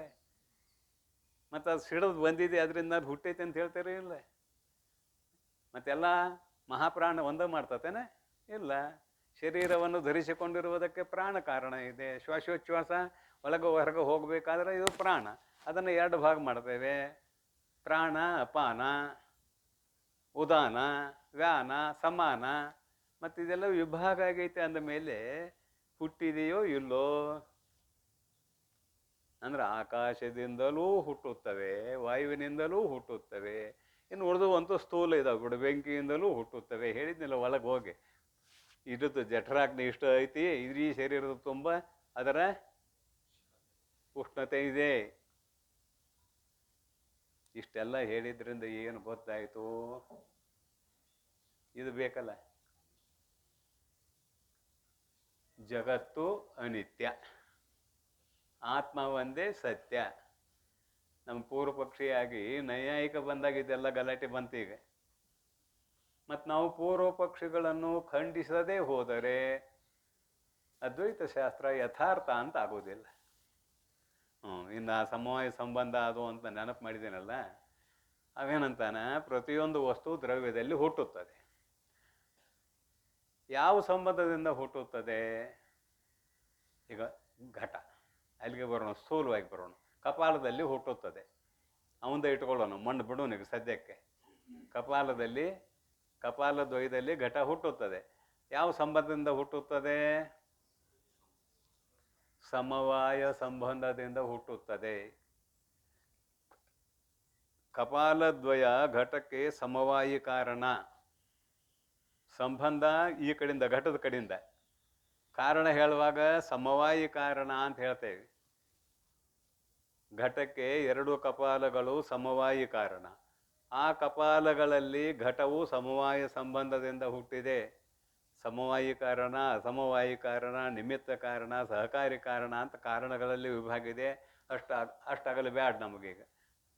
ದ್ರವ್ಯದಲ್ಲಿ ಒಂದು ಪದಾರ್ಥ ಹುಟ್ಟುತ್ತದಲ್ಲ, ಅದು ಯಾವ ಸಂಬಂಧದಿಂದ ಹುಟ್ಟುತ್ತದೆ ಅಂದ್ರೆ ಸಮವಾಯ ಸಂಬಂಧದಿಂದ ಹುಟ್ಟುತ್ತದೆ ಅಂತ ಇದು ನೈಯಾಯಿಕಂತು. ಅವನದೊಂದು ಮಾತು ಹೇಳಿ ವೇದಾಂತದ ಪ್ರಕಾರ ತಾದಾತ್ಮ್ಯ ಸಂಬಂಧದಿಂದ ಹುಟ್ಟುತ್ತದೆ ಅನ್ನೋದು ವೇದಾಂತ. ತಾದಾತ್ಮ್ಯ ಸಂಬಂಧದಿಂದ ಹುಟ್ಟುತ್ತದೆ. ಘಟಕ್ಕೆ ಯಾವ ಬಣ್ಣ ಇದೆಯೋ, ಅಲ್ಲಿ ಯಾವಕ್ಕೆ ಕಪಾಲಕ್ಕೆ ಯಾವ ಬಣ್ಣ ಇದೆಯೋ, ಕಪಾಲವು ಯಾವುದರಿಂದ ಹುಟ್ಟಿದೆಯೋ ಅದು ಹುಟ್ಟೈತೆ. ಮೊದಲ ಕಪಾಲ ಅಂದ್ರೆ ಮಣ್ಣಿನಿಂದ ಕಪಾಲ ಹುಟ್ಟೈತಿ, ಅದು ಕಪಾಲ ಹುಟ್ಟೈತಿ. ಕಪಾಲವು ಯಾವುದರಿಂದ ಹುಟ್ಟಿದೆಯೋ ಅದಕ್ಕೆ ಯಾವ ಬಣ್ಣವೂ ಇದೆಯೋ ಅದೇ ಬಣ್ಣದಿಂದ ಘಟವು ಹುಟ್ಟುತ್ತದೆ. ಇದನ್ನು ಉಪಾದಾನ ಕಾರಣ ಅಂತ ಕರೆದೇವೆ. ಕಪಾಲ ದ್ವಯಗಳನ್ನು ಉಪಾದಾನ ಕಾರಣ. ಉಪಾದಾನ ಕಾರಣ ಅಂದ್ರೆ ಅದಕ್ಕೆ ಲಕ್ಷಣ ಮಾಡ್ತಾರ್ರಿ. ಕಾರ್ಯೋತ್ಪತ್ತಿ ಆಗೋಕ್ಕಿಂತ ಮೊದಲ ಕಾರ್ಯೋತ್ಪತ್ತಿ ಅವ್ಯವಹಿತ ಪೂರ್ವ ಕ್ಷಣದಲ್ಲಿ ಇದ್ದುಕೊಂಡು ಯಾವುದು ಕಾರ್ಯಕ್ಕೆ ಕಾರಣವಾಗಿದೆಯೋ ಅದು ಉಪಾದಾನ ಕಾರಣ. ಕಾರ್ಯೋತ್ಪತ್ತಿ ಆಗೋಕ್ಕಿಂತ ಮುಂಚೆ ಅಂದ್ರೆ ಅವ್ಯವಹಿತ ಪೂರ್ವ ಕ್ಷಣ ವೃತ್ತಿ ಇರಬೇಕಾದ, ಅದನ್ನು ಉಪಾದಾನ ಕಾರಣ ಅಂತ ಕರಿತೇವೆ. ಕಾರ್ಯೋತ್ಪತ್ತಿಗಿಂತಲೂ ಅವ್ಯವಹಿತ ಪೂರ್ವ ಕ್ಷಣ ನಾವು ಹಾಕದೆ ಹೋದರೆ, ಅವ್ಯವಹಿತ ಶಬ್ದ ಹಾಕದೆ ಹೋದರೆ, ಕಾರ್ಯೋತ್ಪತ್ತಿ ಪೂರ್ವವೃತ್ತಿತ್ವಂ ಉಪಾದಾನ ಕಾರಣಸ್ಯ ಲಕ್ಷಣಂ ಅಂತ ಏನಾರ ಮಾಡಿದೀವನ್ರಿ. ಕಾರ್ಯೋತ್ಪತ್ತಿ ಅವ್ಯವಹಿತ ಪೂರ್ವಕ್ಷಣ ವೃತ್ತಿತ್ವಂ ಉಪಾದಾನ ಕಾರಣಸ್ಯ ಲಕ್ಷಣಂ, ಅದರ ಸಂಪೂರ್ಣ ಲಕ್ಷಣ. ಒಂದೀಟ ಶಬ್ದಗಳನ್ನು ಕಿವಿ ಕೊಟ್ಟ ಕೇಳಬೇಕಿಲ್ಲಿ, ಮತ್ತೇನು ಮಾಡಕ್ಕೆ ಬರೋದಿಲ್ಲ. ಕಾರ್ಯೋತ್ಪತ್ತಿಯ ಅವ್ಯವಹಿತ ಪೂರ್ವಕ್ಷಣ ವೃತ್ತಿತ್ವಂ ಉಪಾದಾನ ಕಾರಣಸ್ಯ ಲಕ್ಷಣಂ. ಅವ್ಯವಹಿತ ಶಬ್ದ ತೆಗೆಯೋನು ಈಗ. ಅವ್ಯವಹಿತ ಅಂದ್ರೆ ಏನು ಎಂತೂ ಆಮೇಲೆ ವಿವರಣೆ ಆಗ್ತದೆ. ಅದು ಕಾರ್ಯೋತ್ಪತ್ತಿ ಪೂರ್ವಕ್ಷಣ ವೃತ್ತಿತ್ವಂ ಉಪಾದಾನ ಕಾರಣಸ್ಯ ಲಕ್ಷಣಂ ಅಂದ್ರೆ ಕಾರ್ಯವು ಹುಟ್ಟುವಕ್ಕಿಂತ ಮುಂಚೆ ಅವ್ಯವಹಿತ, ಅಲ್ಲಿ ಒಟ್ಟು ವಿಚ್ಛಿತ್ತಿ ಇಲ್ಲ. ಪೂರ್ವಕ್ಷಣ ಅಂದ್ರೆ ಬಿಡುಗಡೆ ಇಲ್ಲ. ಕಾರ್ಯೋತ್ಪತ್ತಿ ಆಗುವ ಕ್ಷಣದ ಒಂದೇ ಕ್ಷಣ, ಭಾಳ ಫರಕಲ್ಲ. ಕಾರ್ಯೋತ್ಪತ್ತಿ ಆಗುವ ಪೂರ್ವ ಕ್ಷಣದಲ್ಲಿ ಇರಬೇಕು, ಅದು ಆ ಕಾರ್ಯಕ್ಕೆ ಕಾರಣ ಆಗಿರ್ಬೇಕು. ಅದ್ರ ಉಪಾದಾನ ಕಾರಣ ಅಂತ ಕರಿತೀವಿ. ಕಪಾಲದ್ವಯ ಇವೆರಡೂ ಕೂಡಿದಾಗ ಘಟದ ಉತ್ಪತ್ತಿ ಆಗ್ತದೆ. ಇವೆರಡೂ ಕೂಡದಿದ್ರೆ ಘಟದ ಉತ್ಪತ್ತಿ ಆಗೋದಿಲ್ಲ. ಕೂಡಿದ್ದೇ ಘಟದ ಉತ್ಪತ್ತಿ ಕ್ಷಣ ಅಂತ ನಮಗೆ ಸ್ಥೂಲವಾಗಿ ಕಾಣ್ತದೆ. ಆದರೆ ಕೂಡುವ ಕ್ಷಣ ಬೇರೆ, ಉತ್ಪತ್ತಿ ಆಗುವ ಕ್ಷಣ ಬೇರೆ. ಒಂದೇ ಕ್ಷಣದಲ್ಲಿ ಎರಡೂ ಆಗೋದಿಲ್ಲ. ಕೂಡುವುದಕ್ಕೊಂದು ಕ್ಷಣ, ಉತ್ಪತ್ತಿ ಆಗುವುದಕ್ಕೆ ಇನ್ನೊಂದು ಕ್ಷಣ, ಮತ್ತೊಂದು ಕ್ಷಣದಾಗ ಘಟ ಉತ್ಪತ್ತಿ ಆಗ್ತದೆ. ಅದರ ಹಿಂದೆ ಏನಿದೆಯಲ್ಲ, ಈಗ ಸ್ವಲ್ಪ ಕಾರ್ಯಪೂರ್ವದಲ್ಲಿ ಇರುವುದು ಉಪಾದಾನ ಕಾರಣ ಅಂತ ನೀವು ಬರೀ ಇಷ್ಟೇ ಹೇಳಿದರೆ, ಅದರ ಹಿಂದೆ ಮಣ್ಣು ತಂದ ಕತ್ತೆನೂ ಇದೆ, ಘಟ ಮಾಡಿರುವ ಕುಂಬಾರನೂ ಇದ್ದಾನ, ಪೂರ್ವದಲ್ಲಿ ಅವನೂ ಇದ್ದಾನೆ. ಅವ್ಯವಹಿತ ಪೂರ್ವಕ್ಷಣ ವೃತ್ತಿ ಇಲ್ಲ ಅವರಿಗೆ. ಕಪಾಲದ್ವಯಕ್ಕೆ ಮಾತ್ರ ಅವ್ಯವಹಿತ ಪೂರ್ವಕ್ಷಣ ವೃತ್ತಿ ಇದೆ. ಹಂಗಾರ ಅವ್ಯವಹಿತ ಶಬ್ದ ತೆಗೆದ್ರೆ ಕುಂಬಾರನು ಉಪಾದಾನ ಕಾರಣ ಆಗಬೇಕು, ಕತ್ತೆಯು ಉಪಾದಾನ ಕಾರಣ ಆಗಬೇಕು, ಕುಂಬಾರನ ಅಪ್ಪನೂ ಇದ್ದಾನೆ, ಅವನು ಉಪಾದಾನ ಕಾರಣ ಆಗಬೇಕು. ಯಾಕಂದ್ರೆ ಕಾರ್ಯ ಹುಟ್ಟೋಕ್ಕಿಂತ ಮುಂಚೆ ಇದ್ದಾರೆ ಇವರೆಲ್ಲ. ಮತ್ತು ಇವರೇ ಉಪಾದಾನ ಕಾರಣ ಅಂದರೆ ಇವರು ಘಟದಲ್ಲಿ ಇದ್ದಾರೆ ಏನು? ಇಲ್ಲ. ಉಪಾದಾನ ಕಾರಣ ಅಂತ ಯಾವುದನ್ನು ಕರೀತೇವೆ? ಕಾರ್ಯೋತ್ಪತ್ತಿ ಅವ್ಯವಹಿತ ಪೂರ್ವಕ್ಷಣ ವೃತ್ತಿಯಾಗಿರಬೇಕು, ಕಾರ್ಯದಲ್ಲಿ ಕೂಡಿರಬೇಕು, ಕಾರ್ಯದೊಡನೆ ಕೂಡಿರಬೇಕು. ಈ ಕಪಾಲದ್ವಯ ಅವೆರಡು ಹಿಂಗೆ ಕೂಡಿದಾಗಲೇ ಕೊಡ ಆಗೈತಿ. ಮತ್ತು ಈ ಕಪಾಲ ಘಟದಲ್ಲಿ ಸೇರೈತಿಲ್ಲ, ಅದಕ್ಕೆ ಇದನ್ನು ಉಪಾದಾನ ಕಾರಣ ಅಂತ ಕರೆದೀವಿ. ಇನ್ನು ಉಳಿದವೆಲ್ಲ ಏನಂದ್ರೆ ನಿಮಿತ್ತ ಕಾರಣ, ಸಹಕಾರಿ ಕಾರಣ. ಕುಂಬಾರ ನಿಮಿತ್ತ ಕಾರಣ, ಅವನು ಚೇತನವಾಗಿರ್ಬೇಕು, ಅವನು ನಿಮಿತ್ತ ಕಾರಣ. ಸಹಕಾರಿ ಕಾರಣ ದಂಡ, ಚಕ್ರ, ತೆಗರಿ ಇತ್ಯಾದಿ. ಇದು ನೈಯಾಯಿಕನ ಪ್ರಕ್ರಿಯೆನ ಇಷ್ಟೊತ್ತಿನವರೆಗೆ ಹೇಳಿದ್ದು. ಅವೇನು ಇಲ್ಲಿ ಅಂತಾನೆ ಉಪಾದಾನ ಕಾರಣ ನಾವು ಹೇಳಿದ್ದನ್ನು ನಾವು ಒಪ್ತೇವೆ. ಆದ್ರೆ ನಾವು ಸಮವಾಯ ಸಂಬಂಧಾದಿಗಳನ್ನು ಹೇಳ್ತಾನಲ್ಲ, ಅದನ್ನು ನಾವು ಒಪ್ಪೋದಿಲ್ಲ. ಅಲ್ಲಿ ಏನಂದ್ರೆ ತಾದಾತ್ಮ್ಯ ಸಂಬಂಧ ಅಂತ ಹೇಳ್ತೇವೆ. ತಾದಾತ್ಮ್ಯ ಸಂಬಂಧ ಅಂತ ಹೇಳಿದಾಗ ಕಪಾಲದ ರೂಪವೇ ಘಟಕ್ಕೆ ಇದೆ, ಕಪಾಲದ ರೂಪವೇ ಘಟಕ್ಕೆ ಇದೆ, ನೂಲಿನ ರೂಪವೇ ಬಟ್ಟೆಗೆ ಇದೆ, ನೂಲಿನ ರೂಪವೇ, ನೂಲಿನ ಆಕಾರವೇ ಬಟ್ಟೆಗೆ ಇದೆ, ನೂಲಿನ ಬಣ್ಣವೇ ಬಟ್ಟೆಯಲ್ಲಿದೆ. ಇನ್ನೊಂದಿಟ್ಟು ತಿಳಿಯುವಂಗಾದ್ರೆ ಹೀಗೆ ಈ ಜಗತ್ತು ಹುಟ್ಟು ವಿಷಯಕವಾಗಿ ಸಂಬಂಧಾದಿಗಳನ್ನು ಹೇಳ್ತಾರೆ. ನಾವು ಎಲ್ಲೆಲ್ಲಿ ಸಮವಾಯ ಸಂಬಂಧ ಹೇಳ್ತಾನೆ, ನಮಗೆ ಎರಡು ಬೇಕಾಗಿರ್ಬೇಕು. ತಾದಾತ್ಮ್ಯ ಸಂಬಂಧ ಹೇಳ್ತೇವೆ ನಾವು, ಇಷ್ಟೇ ಮತ್ತೇನಿಲ್ಲ. ತಾದಾತ್ಮ್ಯ ಅಂದ್ರೆ ತದ್ರೂಪ, ಕಾರಣವು ಕಾರ್ಯದ ರೂಪವನ್ನು ಹೊಂದುತ್ತದೆ. ತಾದಾತ್ಮ್ಯ ಅಂದ್ರೇನು? ಕಾರಣವು ಕಾರ್ಯದ ರೂಪವಾಗುತ್ತದೆ, ಇಷ್ಟೇ ಅದರ ಅರ್ಥ, ಮತ್ತೇನಿಲ್ಲ. ಇಷ್ಟು ಹೇಳಕ್ಕೆ ಇಷ್ಟು ಸುತ್ತ ಹಾಯ್ಬೇಕೇನ? ಮತ್ತೆ ಇಷ್ಟು ಸುತ್ತ ಹಾಯ್ದಿದ್ರೆ ಕುಂಬಾರನೂ ಆಗಬೇಕು ಉಪಾದಾನ ಕಾರಣ, ದಂಡ ಚಕ್ರ ಅವು ಉಪಾದಾನ ಕಾರಣ ಆಗಬೇಕು. ಕೆಲವು ಜನ ಕತ್ತಿ ಮೇಲೆ ಮಣ್ಣು ಹೇರ್ಕೊಂಡ್ಬರ್ತಾರೆ, ಅದು ಉಪಾದಾನ ಕಾರಣ ಆಗಬೇಕು. ಈ ಎಲ್ಲ ದೋಷಗಳು ಪರಿಹಾರ ಆಗಬೇಕಾದ್ರೆ ಇಷ್ಟೆಲ್ಲ ನಾವು ಸುತ್ತಕೊಂಡು ಬಂದು ಹೇಳಿದಾಗ ಪರಿಹಾರ ಆಗ್ತದೆ. ಪ್ರತ್ಯಕ್ಷ ಪ್ರಮಾಣ ಏನು ಅನ್ನೋದು ಗೊತ್ತಾಯ್ತು. ಈಗ ಪ್ರಮಾಣ ಅಂದ್ರೆ ಏನು ಅನ್ನೋದು ಹೇಳಿದ್ದೇನೆ. ಪ್ರಮಾಕರಣಂ ಪ್ರಮಾಣಂ, ಪ್ರಮಾಕರಣಂ ಪ್ರಮಾಣಂ. ಜ್ಞಾನಕ್ಕೆ ಯಾವುದು ಕಾರಣವಾಗಿದೆಯೋ ಅದು ಪ್ರಮಾಣ ಅಂತ ಕರೆಸ್ಕೊಳ್ತದೆ. ನೀನು ಬಂದಿತ್ತಿದು ಕರಣ ಅಂತ ಯಾವುದಕ್ಕಂತೀರಿ ಅಂತ. ವ್ಯಾಪಾರವತ್ ಅಸಾಧಾರಣ ಕಾರಣಂ ಕರಣಂ. ಒಂದು ಕಾರ್ಯಕ್ಕೆ ಅನೇಕ ಕಾರಣಗಳಿದಾವೆ, ಒಂದು ಕಾರ್ಯದ ಉತ್ಪತ್ತಿಗೆ. ಅದ ಘಟನೆ ಇಟ್ಕೊಳ್ರಿ, ಅಂದ್ರೆ ಅಲ್ಲೇ ಹೊಂದ್ಸೋನು, ಮತ್ತು ಭಾಳ ದೂರ ಹೋಗೋದು ಬೇಡ. ಈ ಘಟದ ಉತ್ಪತ್ತಿ ಆಗಬೇಕಾದ್ರೆ ಕಪಾಲ ದ್ವಯಗಳು ಬೇಕ, ಕುಂಬಾರ ಬೇಕ, ಅಂದ್ರೆ ನಿಮಿತ್ತ ಕಾರಣ ಕುಂಬಾರ ಬೇಕ, ದಂಡ ಚಕ್ರ ಅವು ವಗೈರೆ ಬೇಕೇ ಬೇಕ, ಸಹಕಾರಿ ಕಾರಣಗಳು. ಇಲ್ಲಿ ಇವೆಲ್ಲ ಅಸಾಧಾರಣ ಕಾರಣಗಳಿವು. ಅದರಲ್ಲಿಯೂ ಅತ್ಯಂತ ಅಸಾಧಾರಣ ಕಾರಣ ಯಾವುದು ಅಂದ್ರೆ ಕಪಾಲದ್ವಯ. ಉಳಿದು ಎಲ್ಲ ಕಾರಣ ಇದಾವೆ, ಅವು ಅಸಾಧಾರಣ ಕಾರಣಗಳು. ಘಟದ ಉತ್ಪತ್ತಿಗೆ ತಿಗರಿ ಕಾರಣ, ನೇಯ್ಗೆಗೆ ಮಗ್ ಕಾರಣ. ಮತ್ತು ಈ ತಿಗರಿಯಿಂದ ಬಟ್ಟೆ ನೇಯಕ್ಕೆ ಬರ್ತದೆ ನಮ್ಗೆ. ಅಸಾಧಾರಣ ಕಾರಣ ಯಾಕಂತ ಇರಂದ್ರೆ ಕೊಡ ಮಾಡುವುದಕ್ಕೆ ತಿಗರಿ ಬೇಕು, ಬಟ್ಟೆ ನೇಯುವುದಕ್ಕೆ ಮಗ್ಗ ಬೇಕು. ಅಸಾಧಾರಣ ಕಾರಣ ಅದು ಮಗ್ಗ ಬಟ್ಟೆಗೆ. ಇಲ್ಲಿ ಕಪಾಲದ್ವಯ, ತಿಗರಿ, ದಂಡ, ಕುಂಬಾರ ಇವರೆಲ್ಲರೂ ಇಲ್ಲಿ ಬೇಕು, ಅಸಾಧಾರಣ ಕಾರಣಗಳಿವರು. ಇದರಲ್ಲಿ ಪ್ರಮಾಣ ಯಾವುದು? ಇಷ್ಟು ಕಾರಣಗಳಲ್ಲಿ ಪ್ರಮಾಣ ಯಾವುದು? ವ್ಯಾಪಾರವತ್ ಅಸಾಧಾರಣ ಕಾರಣಂ ಕರಣಂ ಅಂತ ಅದರ ಲಕ್ಷಣ ಇದೆ. ವ್ಯಾಪಾರವುಳ್ಳ ಕಾರಣವು ಯಾವುದೋ ಅದು ಕರಣ. ತಲೆಯಾಗಿ ತುಂಬಬೇಕು, ಹೆಂಗೆ ತುಂಬಬೇಕು ಅಂತ. ವ್ಯಾಪಾರವುಳ್ಳ ಕಾರಣವು ಯಾವುದವೋ ಅದು ಕರಣ. ಇಲ್ಲಿ ವ್ಯಾಪಾರ ಅಂತ ಯಾವುದಕ್ಕಂತಾರು ಅಂತ ಕೇಳಿದ್ರೆ ಅದನ್ನೊಂದು ಮಾತು ಹೇಳಿದ್ರು ಹೊಂತತ್ ನಿಮಗೆ. ಉಪಾದಾನ ಕಾರಣದಿಂದ ಹುಟ್ಟಿ, ಉಪಾದಾನ ಕಾರಣದಿಂದ ಹುಟ್ಟಿ ಉಪಾದಾನದಿಂದ ಹುಟ್ಟುವ ಕಾರ್ಯಕ್ಕೆ ಯಾವುದು ಕಾರಣವಾಗಿದೆಯೋ ಅದು ವ್ಯಾಪಾರ. ಏನು? ಇನ್ನೊಂದು ಸಲ ಹೇಳ್ತೇನೆ. ಉಪಾದಾನ ಕಾರಣದಿಂದ ಹುಟ್ಟಿ ಉಪಾದಾನ ಕಾರಣದಿಂದ ಹುಟ್ಟುವ ಕಾರ್ಯಕ್ಕೆ ಯಾವುದು ಕಾರಣವಾಗಿದೆಯೋ ಅದು ವ್ಯಾಪಾರ. ನೋಡ್ರಿ ಮಜಾ ಹೆಂಗತಿ. ಇಲ್ಲಿ ಘಟಕ ಉಪಾದಾನ ಕಾರಣ ಕಪಾಲಗಳು. ಈ ಸಂಯೋಗ ಇದೆಯಲ್ಲ, ಕಪಾಲದ್ವಯ ಸಂಯೋಗ, ಇದು ಕಪಾಲದಿಂದ ಹುಟ್ಟಿದೆ.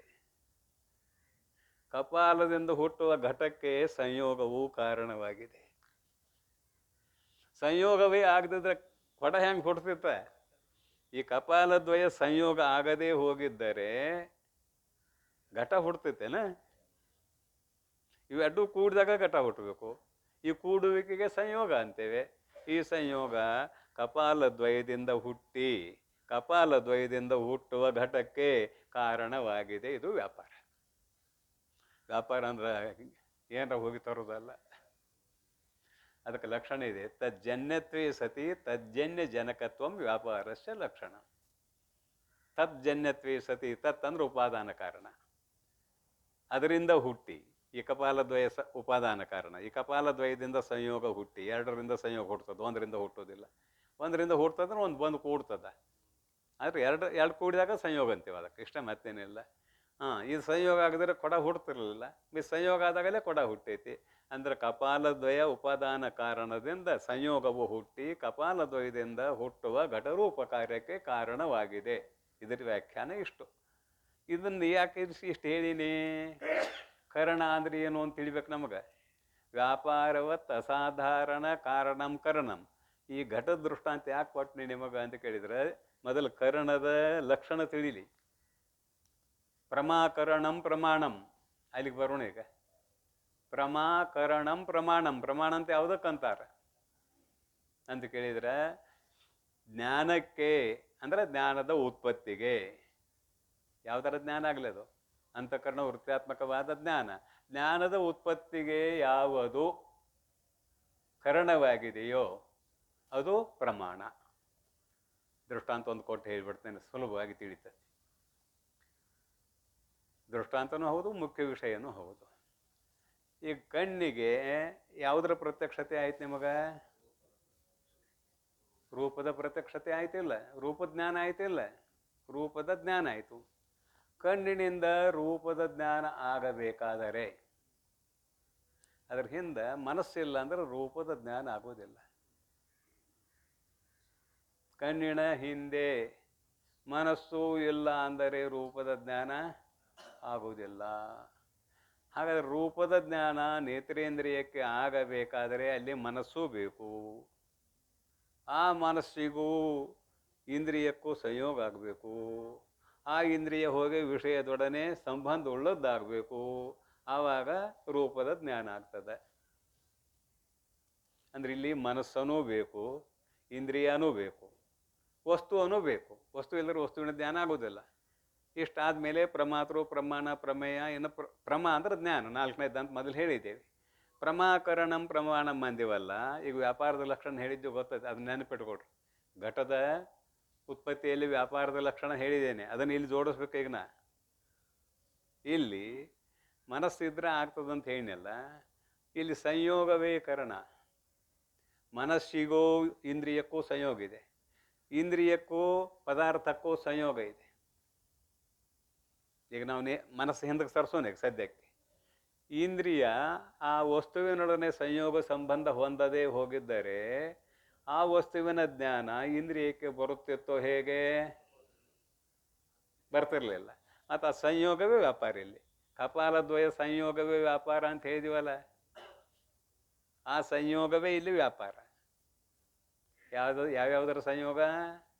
ವಸ್ತುವಿನ ಮತ್ತು ಇಂದ್ರಿಯದ ಸಂಯೋಗ, ಮನಸ್ಸಿನ ಇಂದ್ರಿಯದ ಸಂಯೋಗ. ಇವನ್ನ ಇಷ್ಟೆಲ್ಲ ಇಟ್ಕೊಳ್ಳೋಣ. ಈ ಸಂಯೋಗವೇ ವ್ಯಾಪಾರ. ಈ ವ್ಯಾಪಾರವುಳ್ಳ ಕರಣ ಯಾವುದು? ರೂಪವನ್ನು. ರೂಪದ ಜ್ಞಾನಕ್ಕೆ ಯಾವುದು ಕಾರಣ? ರೂಪದ ಜ್ಞಾನಕ್ಕೆ ಕಾರಣ ಯಾವುದು? ಯಾವ ಇಂದ್ರಿಯದಿಂದ ರೂಪದ ಜ್ಞಾನ ಬಂದಿದೆ ನಿಮಗೆ? ಇಂದ್ರಿಯದಿಂದ ರೂಪದ ಜ್ಞಾನ ಬಂದಿದೆ. ಇಲ್ಲಿ ಇಂದ್ರಿಯವೇ ಕಾರಣ, ಇದುವೇ ಪ್ರಮಾಣ. ವ್ಯಾಪಾರ ಯಾವುದು? ಸಂಯೋಗ. ಸಂಯೋಗ ರೂಪ ವ್ಯಾಪಾರವುಳ್ಳ ರೂಪದ ಜ್ಞಾನಕ್ಕೆ ಸಹಾಯ ಮಾಡಿದ್ದು ಇಂದ್ರಿಯ. ರೂಪದ ಜ್ಞಾನಕ್ಕೆ ಕಾರಣವಾದದ್ದು ಇಂದ್ರಿಯ. ಅಂದ್ರೆ ಇಂದ್ರಿಯದಲ್ಲಿ ಸಂಯೋಗ ರೂಪ ವ್ಯಾಪಾರ ಐತಲ್ವ. ಇಂದ್ರಿಯ ಕಾರಣ ಹೌದಲ್ಲ ತಿಳಿಯುವುದಕ್ಕೆ, ರೂಪ ತಿಳಿಯುವುದಕ್ಕೆ. ಹಂಗಾರೆ ವ್ಯಾಪಾರವತ್ ಸಂಯೋಗ ರೂಪ ವ್ಯಾಪಾರವತ್ ಅಸಾಧಾರಣ ಕಾರಣಂ. ರೂಪವನ್ನು ತಿಳಿಯುವುದಕ್ಕೆ ಅಸಾಧಾರಣ ಕಾರಣವಾದದ್ದು ನೇತ್ರೇಂದ್ರಿಯ, ಅದುವೇ ಇಲ್ಲಿ ಪ್ರಮಾಣ. ರೂಪದ ಜ್ಞಾನಕ್ಕೆ ಯಾವುದು ಪ್ರಮಾಣ ಅಂತ ಕೇಳಿದರೆ ನೇತ್ರೇಂದ್ರಿಯವೇ ಪ್ರಮಾಣ. ಪ್ರಮಾಣದ ಲಕ್ಷಣ ಹೇಳಾಯ್ತು ನಿಮಗೆ. ವ್ಯಾಪಾರವಾದ ಅಸಾಧಾರಣ ಕಾರಣಂ ಪ್ರಮಾಣಂ. ತಲೆಯಾಗ ಹೊಕ್ಕರೆ ಹೋಗಿದ್ರೆ ಮತ್ತೊಮ್ಮೆ ಚಿಂತನೆ ಮಾಡೋಣ ಅಂತೇಳಿ ಇವತ್ತಿನ ಪ್ರವಚನಕ್ಕೆ ವಿಶ್ರಾಂತಿ. ಓಂ ತತ್ಸತ್ಪರ ಬ್ರಹ್ಮಣೇ ನಮಃ. ತಲೆಗಿಲಿ ಕೆಟ್ಟ ತ್ಯಾಂದಿಗಿಂದಿರಿ.